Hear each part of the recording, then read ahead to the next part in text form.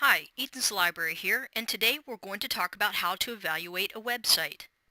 So, you found a really great website that you'd like to use for your research.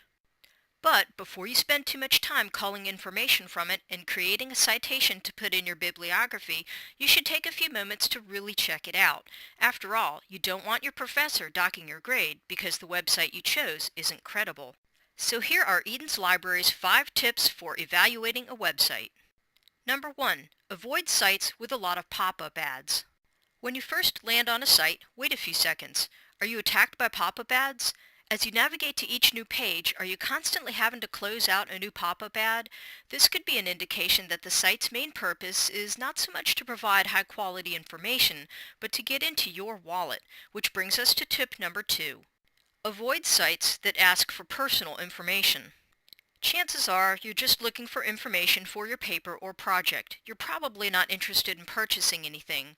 If a website asks you for your personal information, hit the road and keep going. Tip number 3. Look for an easily navigable site. The Autism Speaks website is a model site in that it's very well organized. It's clean and easy to read, yet not overly busy. How well a website is organized can say a lot about the organization itself, specifically how much they value transparency. As you can see, any information you would want to find out about Autism Speaks and its cause is readily accessible, which brings us to tip number 4. Look for a site that freely discloses its information. When you land on the Autism Speaks site, you can very quickly and easily find out not only about the organization, but learn about the research this organization is involved in and endorses. It's easy to see that this organization values transparency as well as dissemination of information it knows its audience will find valuable.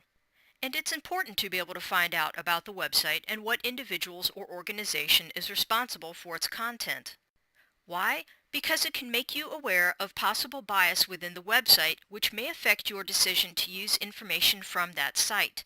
Information that is the byproduct of a heavily biased viewpoint or research may be skewed and therefore not reliable.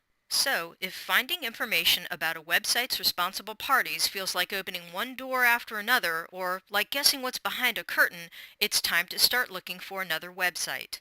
And finally, tip number 5. Look for a reputable and authoritative site. You'll want to look for the website of a group or organization that's considered to be an authoritative source on your topic of research. Right, you're thinking. Easier said than done. It's actually not as hard as you think. Here's an easy way to help identify such groups and organizations. When Googling, try adding one of these words to your search terms. Many reputable organizations have one or more of these words as part of their name.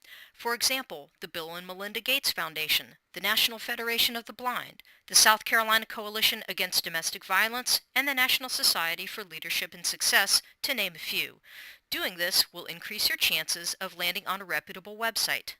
Surfing the web for credible sources isn't always easy, but if you follow these 5 tips for evaluating a website, you'll be well on your way to taming the World Wide Web chaos. In the meantime, if you have any questions about the credibility of a source, just ask a librarian. We're here to help you.